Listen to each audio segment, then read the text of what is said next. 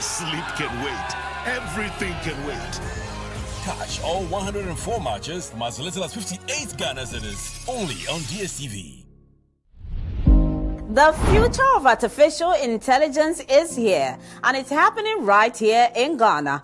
Welcome to the Ghana AI Summit, the premier gathering of innovators, researchers, startups, and industry leaders shaping Africa's AI future. Engage in powerful conversation at our AI conference featuring expert insights, policy discussions, and real-world AI solutions. Explore cutting-edge ideas at the AI exhibition where technology meets opportunity. Join us as we celebrate excellence at the Ghana AI Awards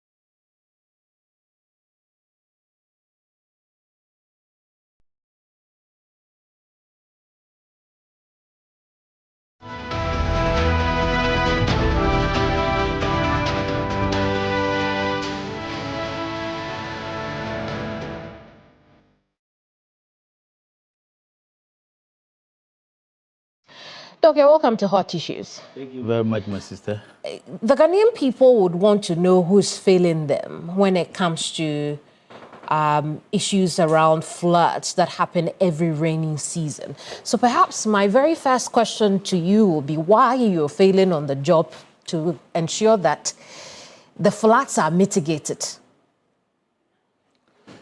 Thank you very much. And let me put this thing in context for people to know who LUSPA is and our functions that we perform in terms of flooding activities. So in 1999, the government of Ghana came up with a land policy document. And within this land policy, a lot of actions were recommended for implementation. And one of them is for the government to implement reforms in the land sector agencies. So the land administration project started in 2000, and then most of the land agencies went through transformation. And the then Time and Country Planning Department was one of the sectors. So in 2016, the Land Use and Spatial Planning Act was promulgated, and then the Land Use and Spatial Planning Authority was established. Right. Replacing the Time and Country Planning Department. And the core mandate of the authority is to provide for sustainable development of land and human settlements through the centralized planning system. And the second objective is to ensure judicious use of land. And the third one is to enhance the attainment of Ghana's decentralization program, and in particular, create an enabling environment for the district assemblies to perform their spatial planning functions effectively. And if you look at what I've just mentioned, it tells you that when it comes to spatial planning, we have stages. Absolutely. Of institutional responsibilities. Okay, so LUSPA has been established purposely to provide directions, guidelines, standards, manuals for spatial planning in the country. So can we then agree that you still have oversized duty, even of the planning committees at the MMDA level? So we have that oversight responsibility. But we are responsible to build the capacities of the MMDAs. We are responsible for monitor the activities that they do in terms of spatial planning and land use. We are responsible to issue directives, guidelines, manuals, circulars to them to ensure that they perform their spatial planning activities in accordance with the Land Use and Spatial Planning Act. But let me say that if you look at the institutional structure, LUSPA is operating at the head office with a governing board. And then at the regional level, we have a deconcentrated office, which takes instructions from the head office, LUSPA. And if you look at the setup of the board, it is made up of all the critical institutions responsible for development of our urban areas and then the rural areas. With the exception of the chairman, who is to be appointed by the president, the rest are institutional representatives, including the National House of Chiefs, and then the representatives from the professionals for the built environment, the Ghana Institution of Engineering, the Ghana Institution of Surveying, the Ghana Institute of Planning, then the Ghana Institute of Architects. So that means that before you can have an effective spatial planning in place, you need, all stakeholders on board. So local government ministry is part of it, Works and Housing Ministry is part of it, Rose Ministry is part of it, Agric Ministry is part, among others. NDPC is part of it, EPA is part of it. So it tells you that no one agency is responsible for spatial planning, but we have the regulatory power to ensure. Does the BAC not stop with LUSPA? Yes. It starts with LUSPA? Yes, and that is why I'm trying to explain things to you. So from your explanation, right, if the BAC stops with LUSPA And Luspa says, look, we have a whole gamut of stakeholders we work with. Do I sense that you're telling us that perhaps because of that chain of bureaucracy, it's becoming a problem for you to be able to effectively perform your duty? No, what I'm trying to say is that, you see, we need collaboration, coordination, and cooperation among all the stakeholders. Right. That is why we have the governing board. At the regional level, the law has mandated all the regional coordinating councils to establish what we call regional spatial planning committees, chaired by the regional minister, with all the technical, institutions as part of the committee. And then at the district level, where we have the forefront of practice, it's what we call the spatial planning committee. And the spatial planning committee has been given the mandate to perform the spatial planning functions of the assembly. It is made up of 14 members. And the chief executive of the assembly is the chairperson of that committee. Okay. So if we talk about spatial planning, we have the policy level. At the policy level, I've mentioned the local government ministry, for instance, they have to provide the necessary resources to the assemblies to perform their activities. So it is not just a matter of coming up with the spatial plan, but how do we implement the spatial plan and also manage or monitor the implementation of these spatial plans? What would be your assessment of those two questions? How we are enforcing the spatial plan, how we are developing the spatial plan. What would be your response to that? So that is where the challenges are coming from. We are good in coming out with the plans, but we are not very good in implementing the plans because of so many factors. The institutional inefficiencies is part of it. The indiscipline and the anarchy in the urban society is part of it. Economic pressure like poverty and high housing demand is also part of it. And then the customary land issues is also part of it. Okay. So it is a combination of issues. That's the reason why we have not been able to implement our plans very well. We prepare them, but the implementation becomes a problem. Notwithstanding, we also have areas that we don't even have the plans at all, but developments are going on. I see. Like which areas? Especially if you go to the peripheral areas of our urban settlements. Accra here, if you go to Pong, Katamaso, Ningo, Pram, and a lot of areas are developing without recourse to any spatial plan. And is it because the spatial plans don't exist or people just do not refer to you and your various committees at all the levels for those plans? You see, we have the laws in place, but the enforcement of the laws with regard to its implementation has always been the challenge. The assemblies are responsible for the preparation of the spatial plans to guide the fiscal growth and developments within their areas of jurisdiction. And the law says that every development should have a permit from the assembly. Yes. But unfortunately, some of the assemblies, they have not been able to prepare these plans. But the chiefs or the landowners, they go ahead and also allocate these lands. And more importantly, the collaboration between the assemblies and then the landowners are also at times, a problem. What do you mean by that? But notwithstanding, if you look at the spatial planning committee at the assembly level, the chiefs have representative. The indication is that every development activity or every spatial planning issue that they will discuss, the chief should be aware of it. That is the collaboration. But unfortunately, the landowners most of the times allocate lands without recourse to any spatial plan. But the law is very clear, but we are not enforcing them. Because the law says that if you have a land, you don't have the right to determine its use. It is the government, and here we are talking about the assemblies.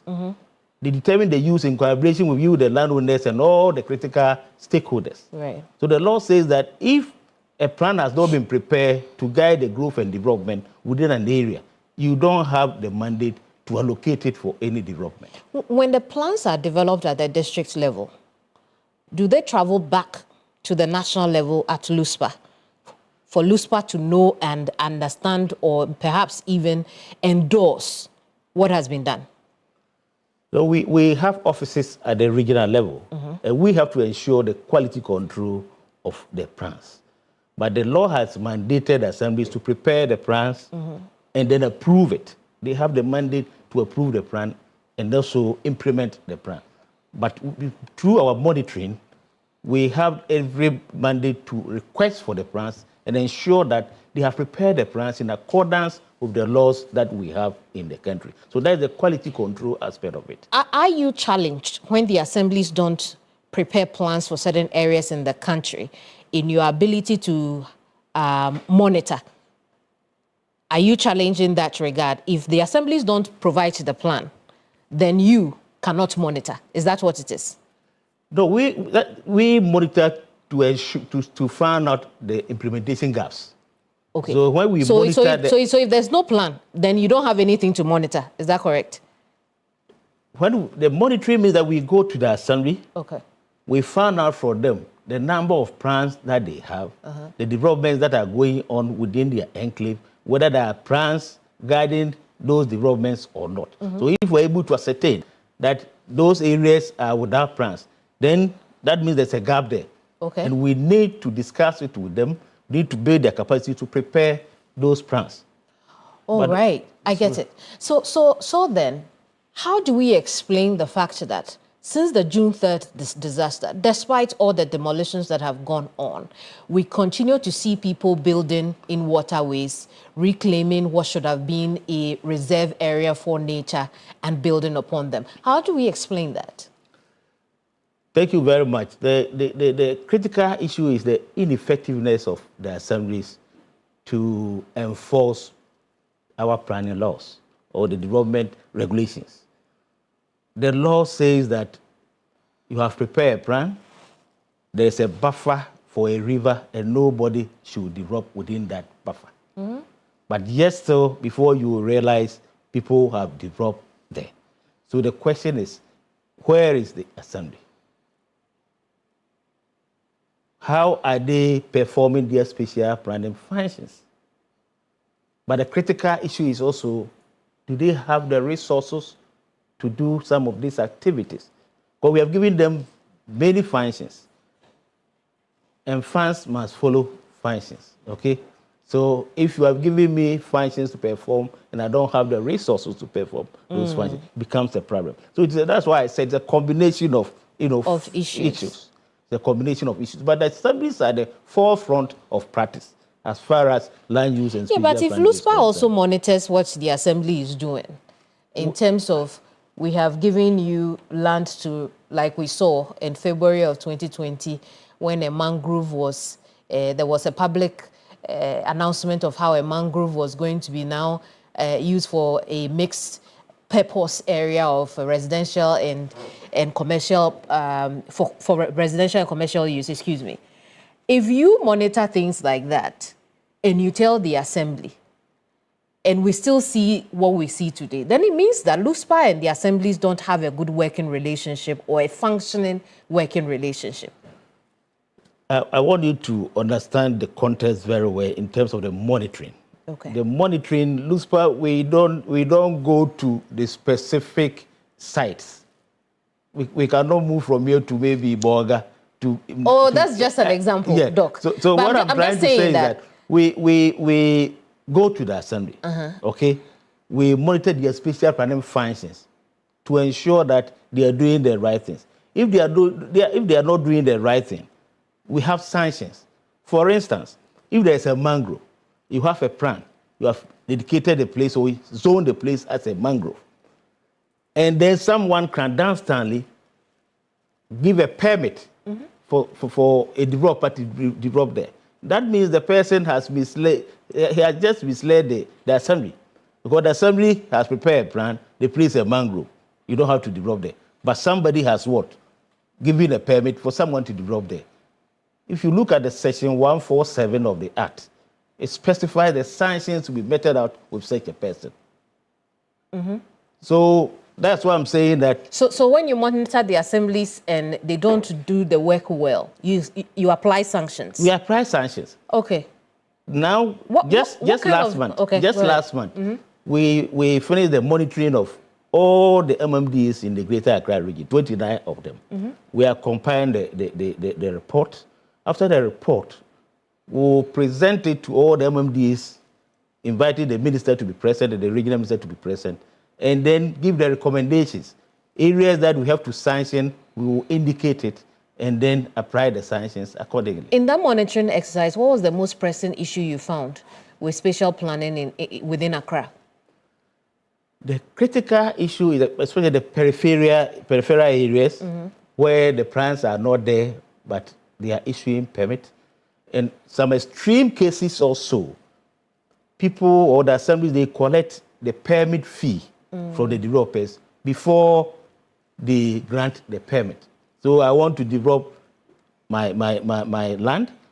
I submit an application and they ask me to pay a development fee or permit fee without even knowing where I'm going to, put up the structure. And if you ask me to pay a permit fee, that means you have granted me the permit and I can go on and develop. And that is a very serious issue that we have really already issued directives to the assemblies to immediately desist from such an activity. Okay. How many assemblies are likely to be sanctioned based on your monitoring?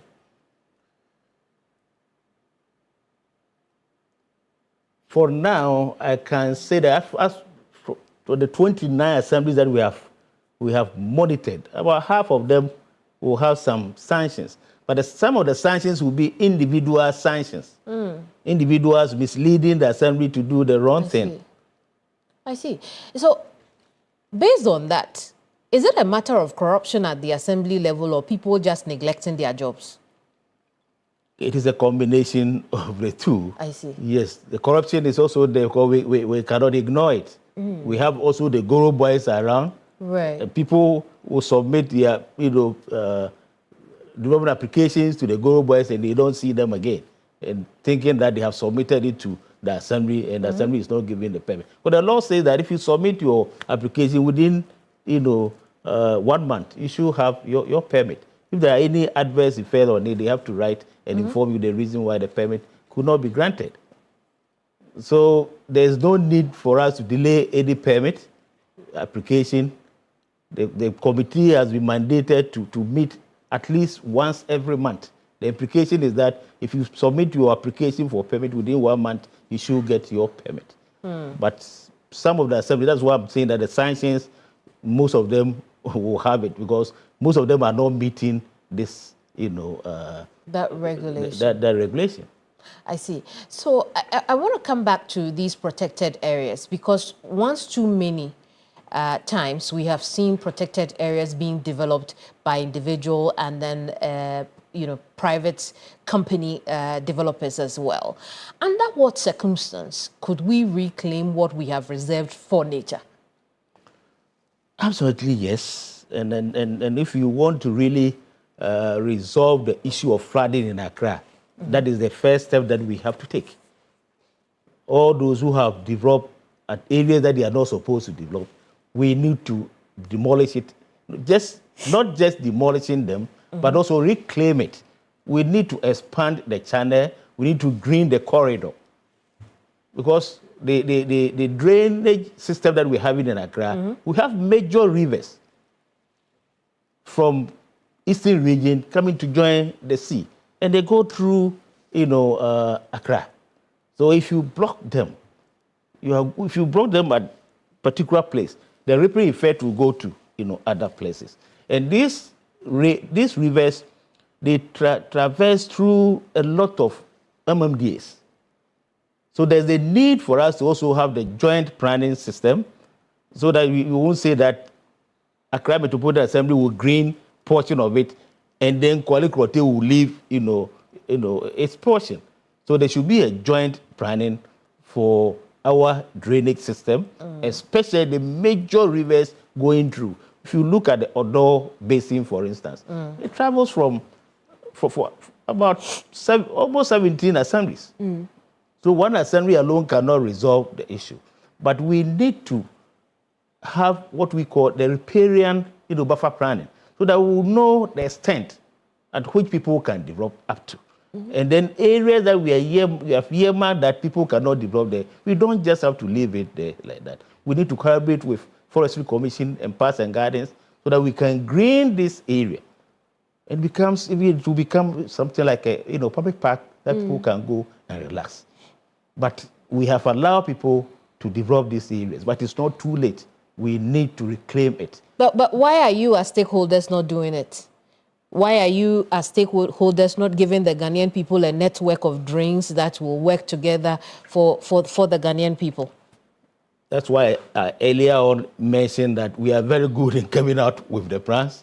So we do have a plan. No, we have a plan. If you look at the Accra, the Greater Accra Metropolitan Area Structure Plan, we have a network of green infrastructure. We call it a network of green infrastructure.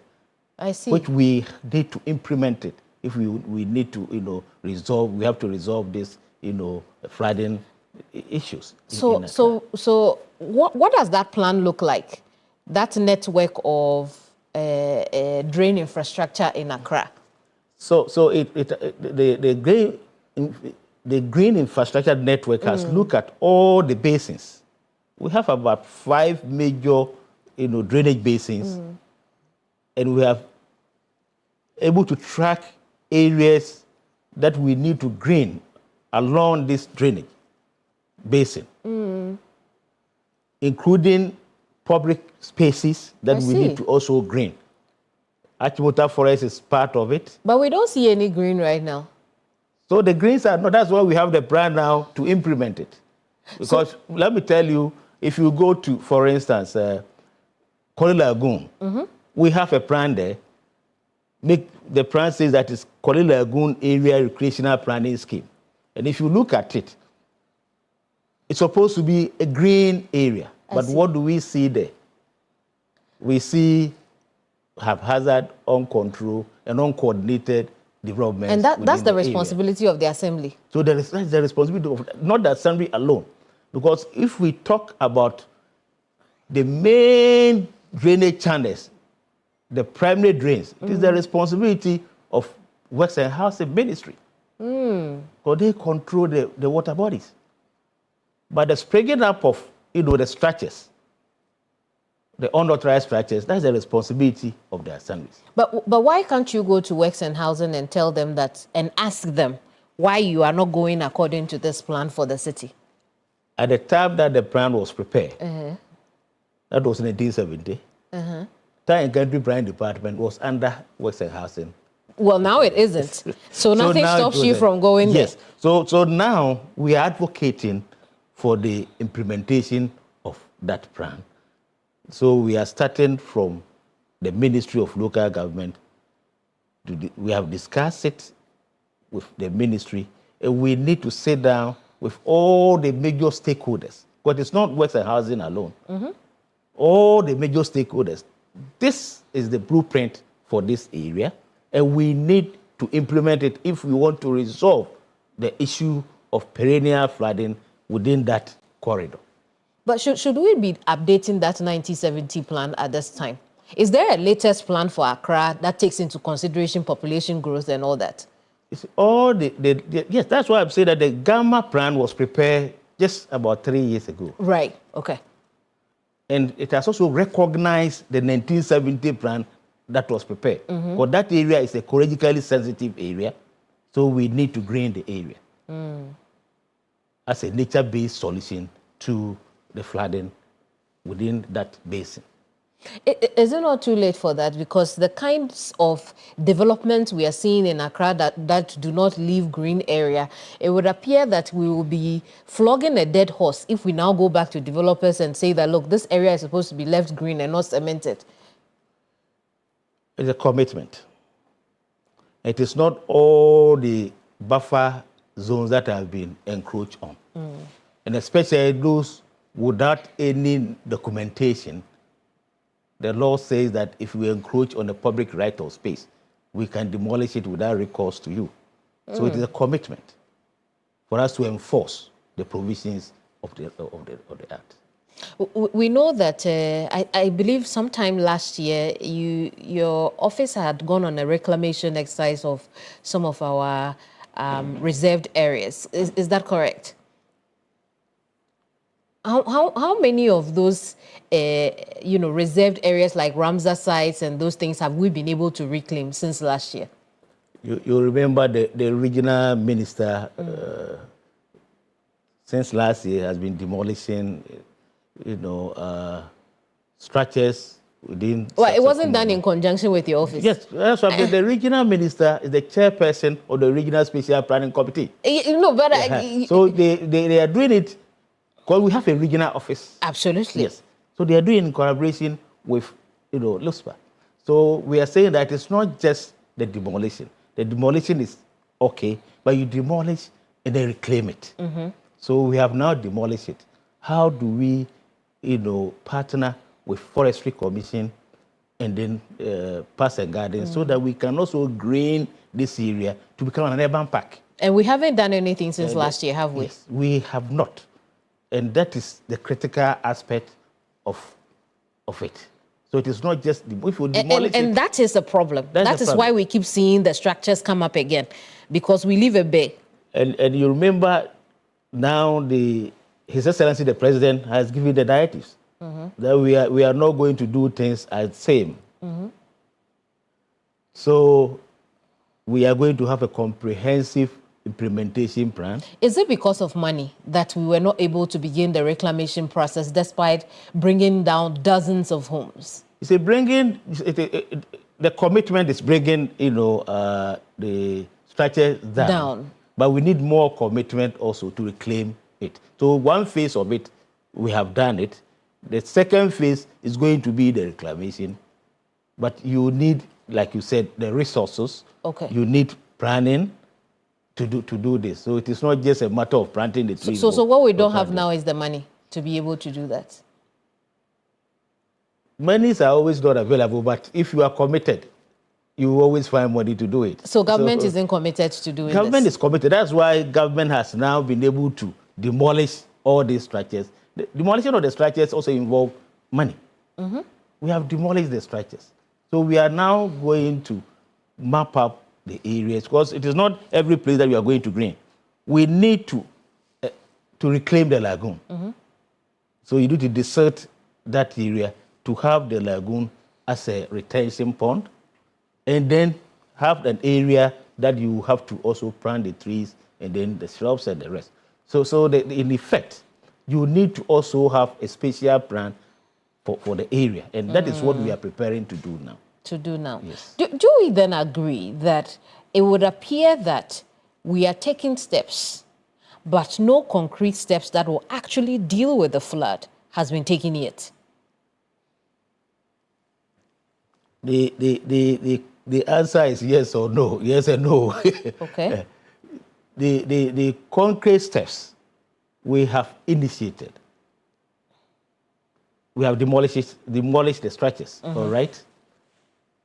And I have said we cannot just go and green the area for greening's sake.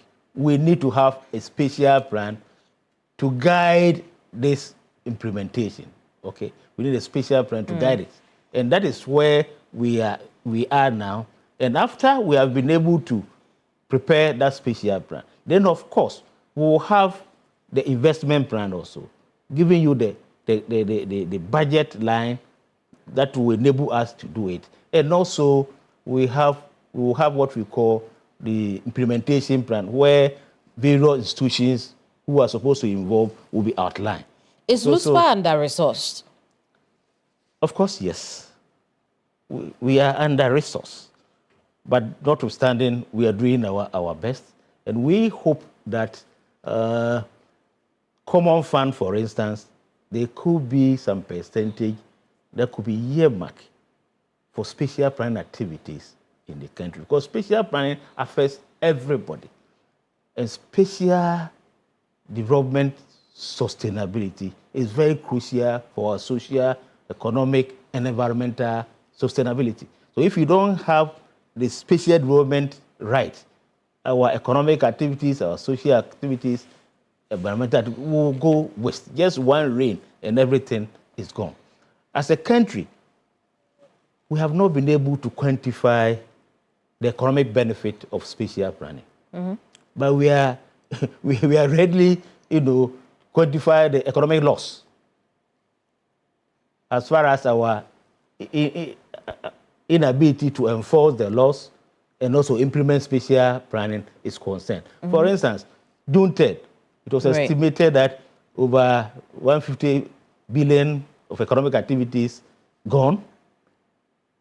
Now, because of issues with spatial planning, the cost of treatment of water for domestic consumption has gone very high because of our inability to enforce development regulations. The cost per capita, as far as infrastructure is concerned, to our peripheral areas is also very high. Mm. If we are constructing highways, the cost of paying compensations for people who have encroached on the right of way run into billions of cedis. But if we have invested a fraction of this amount in spatial planning activities and enforcement, I think it will go a very long way to save the country a lot of benefits. I see.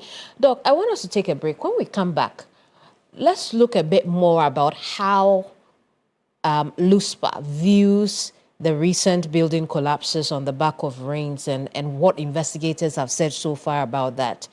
But we'll also look at what steps we can take to build our future cities, perhaps one that will be climate resilient. We'll be right back. Don't go away.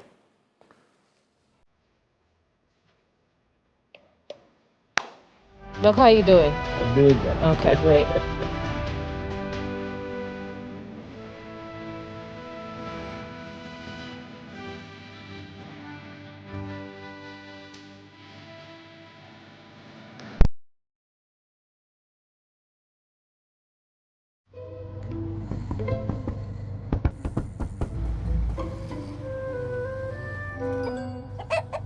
Numerous cases of people falling asleep have been reported across the African continent. No one can explain this phenomenon. With 24/7 FIFA World Cup coverage, sleep can wait. Everything can wait. Catch all 104 matches from as little as 98 Ghana cedis only on GoTV. Maintain their form and advance here in 2006. There was a time when an ordinary afternoon became a national memory. Ghana at the World Cup for the first time. Then came the night we stood one kick from eternity. And he hits the bar! And the nation asked itself, what had happened to the dream? Then came the old ghost, a new team, a new fire, the same heartbreak. But this country knows how to return. 20 years after the first dream, Ghana is going back. Every story deserves another chapter. This one will be bigger than ever. 48 teams. 3 countries. 1 world stage. Every goal. Every tear. Every argument. Every moment. TV3 will live it with you. TV3, your home of the 2026 FIFA World Cup. Because this time, the story is not just being told, it is being lived.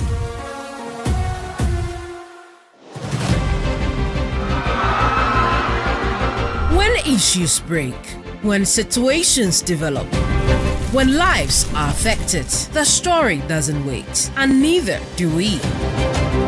We give you full coverage, live from the streets and communities to the corridors of power, as Ghana happens daily. On the Daily Brief, it's not just the details as they happen. We analyze the facts and the implications, the full story, the analysis shaping your perspective on the issues of the day. The Daily Brief, coming soon.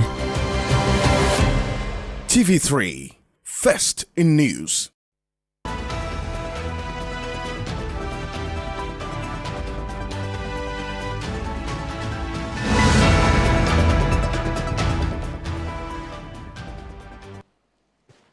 Welcome back. It's still Hot Issues here on TV3. My guest is the CEO of Land Use and Spatial Planning Authority, Dr. Kwadwo Yeboah. Doc, again, thank you so much for sitting down with us.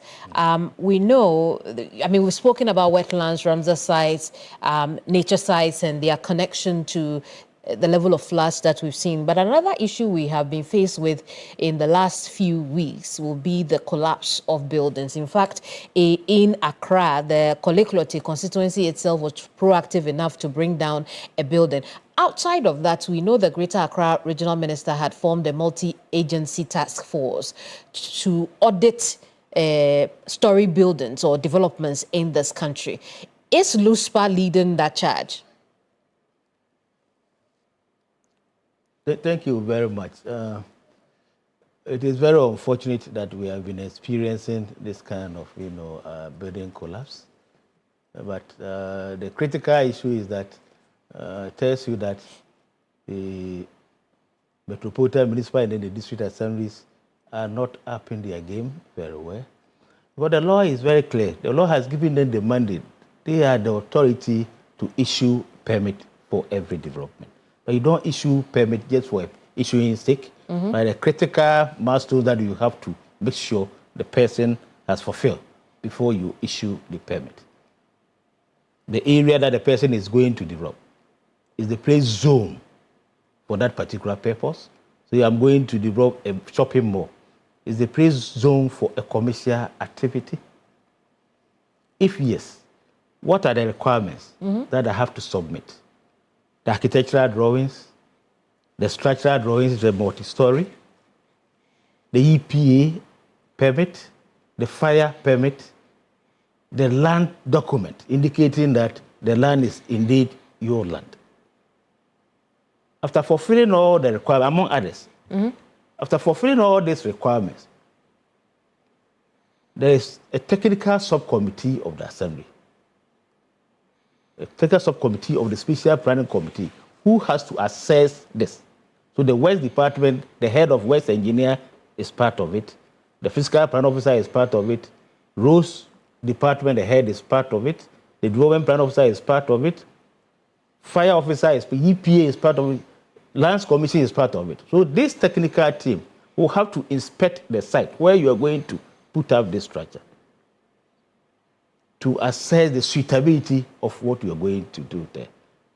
If they affirm that everything is okay, they prepare a report with their findings and make a recommendation to the Special Planning Committee, which I earlier mentioned. How often does this happen? So the law says that the Special Planning Committee will have to meet at least once every month. So that means they can even meet 10 times a month. But before they meet, the technical subcommittee will have to meet and give them their report and findings and recommendations. So the Special Planning Committee cannot meet without a technical input from the technical subcommittee. So when the recommendations are made to the Special Planning Committee and they sit on it, they either approve of it if everything is okay. They can defer it if they see some issues have not been resolved very well and refer it back to the technical subcommittee or refuse the application outright. After the permit has been granted, then you pay your permit fee and then you are issued with the permit. It doesn't end there. The development of the building, you need to ensure that at every stage, the Assembly will have to inspect and issue a certificate that for foundation, they will issue a certificate that, okay, you've done the right thing in accordance with the permit that we issued to you before you continue, up to the time that you finish with it. I see. After you have finished with your structure, you don't move in. You need to apply for what we call certificate of habitation to the same Assembly. So the technical subcommittee will have to inspect and verify that you have built your structure in accordance with the permit issued to you. And then they will submit their recommendations to the Special Planning Committee for approval. And then they will give you that certificate of habitation before you can move and occupy the structure. So, but let me guess. the assemblies are not thorough when it comes to this. They are not doing it to the letter. They are not doing it to the, so that is the challenge. Okay. That is the reason why some of the collapsed buildings, they have a permit. Because we issue the permit to them, we don't monitor, the development. But the assemblies will tell you that we issue them stop work and they don't. So if you issue stop work and they don't stop, you are a planning authority, what do? You have, because the law says that every development should have a permit. If you don't have a permit and you develop, there are sanctions attached to it. So why can't you prosecute the person? So we are not enforcing the law. That is the reason why we haven't, this kind of building collapses. And at times also, they don't even have a permit at all. But you see the person has developed up to maybe 4 or 5 floors. So where is the assembly? But the assembly is supposed to establish what we call planning and building inspectorate unit. And their responsibility is to monitor the day-to-day physical planning activities within their area of jurisdiction. So from the onset, they should be able to find out that somebody is developing and stop the person. So they don't have an excuse to say that they just saw this building there? Not at all. There's no excuse for them. Because the monitoring starts from foundation. From foundation. But it brings me back to the issue of the audit. Has the audit of these multi-story developments started at all? Have we started doing that? I'm very sure they have started, but I don't really, have an idea when they are going to start. The reason is that the audit is purely, engineering, issue. So the engineers, the structural and then the civil engineers and other, stakeholders are leading this. Though the Ghana Institute of Planning is also part of it, where they also look at the planning aspect of it. But I don't really know whether it has been started or they have not started this. But it is very crucial. I see. But it is the responsibility of the assembly. Very well. To do this. To do this. It is a responsibility. Because the assembly, if you identify a building and you think the building there's a question mark on it, you have every right. You don't need the regional minister to come in and form a committee. Because the assemblies are not doing the right thing. That is the reason why the regional, special planning committee be having oversight responsibility over special planning, activities at the district level, they come in. But if the assemblies are doing the right thing based on their functions, I don't think the onus will be on the regional minister to do this audit. If this audit took place, what are we likely to see, particularly in the capital city? What do you think its outcome will be? They are going to identify buildings that are not supposed to stand. That will be a whole lot of buildings. Oh, we don't know. At times, you don't just look at the building and say it is not structurally sound. Let them do the critical, professional assessment. I agree with you, but I agree with you. But based on your knowledge of how the assembly works, the likelihood that we will find buildings that have not gone through all stages of the monitoring process is high. True or false? We have been advising the assemblies to inventorize all the structures, the buildings, kiosks, containers, everything within their areas of jurisdiction, and then find out those with permit and those without permit. And those without permit that they think it can be regularized, then you regularize it and charge them with penalty. And those that you think are not feasible for regularization, you demolish them. And this is a critical function of the assembly. I see. You seem very frustrated by the lack of action thereof from the assembly. Am I correct to come to that conclusion? You see, when the assemblies, when they perform very, very well, it will have a mirroring effect on LUSPA. If they are not performing very well, that's why I'm here now. Are the assemblies your biggest challenge right now? So because they are the key implementers of the Act 925. But at the forefront of practice, they issue the permit. They have to prepare the plans, ensure that people, developers are. Should we amend that part of Act 925? No, the assemblies have been, the Act 936, the Local Governance Act has also made assemblies, the planning authorities. And I think planning should be at the local level. That is fine. But that's why we have the stages. So every stage at the national level, you issue the guidelines, policy guidelines, standards, guidelines, standards, manuals, and the rest for them to implement. And you monitor what they do and sanction if they are not doing the right thing. The Ministry of Local Government is responsible to provide resources, to the assembly. But they don't do it alone. You do it in collaboration with other key stakeholders. EPA is there, Lands Commission is also there, Fire Service is there. So it is not that, but that's why we are talking about committee made up of different, institutions that play a key role as far as spatial planning is, concerned.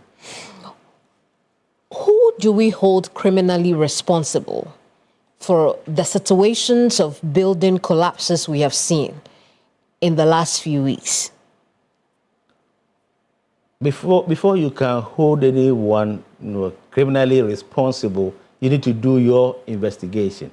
For instance, the building that has collapsed, has it been issued with a permit? The investigator said that, in some cases there were no permits, proper permits for, the structures that were coming up. If they don't have permit, they don't have permit. Where proper permit means what? Well, so if you don't have permit, why are you developing without permit? So we can hold you criminally responsible for developing without permit.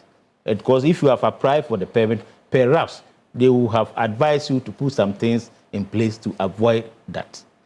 Another issue is that the law is saying that the assembly should ensure that no development takes place without a permit. Absolutely. Which complicates this matter. So the assemblies are also, so at times you see that the building has collapsed and assembly officials have said, oh, the person has developed without permit. Where were you when the person was developing? Well, that's a question LUSPA should be asking the assemblies on this matter. These are the questions that we are asking them. That's why we want them to take spatial planning serious. Very well. I want us to look at, how the country has evolved, particularly the national capital over the years. Population growth will also mean that we are needing more places to live, and then also living means that we will be developing certain areas. How has our spatial planning and land use taken into consideration population growth over the last decade, perhaps? In fact, if I should go back, see, spatial planning had, statutory recognition as far back 1945, when Town and Country Planning Department was established by Town and Country Planning Ordinance of 1945, Capital 4. Since then, Accra, there has been a lot of, spatial plans. 1944, for instance, there was an outline plan which was revised to become the first master plan for Accra. 1958 Accra Master Plan. If you look at the 1958, Accra Master Plan, they earmark a lot of areas for greens. Earmark a lot of areas for residential and commercial, interferes with the greens.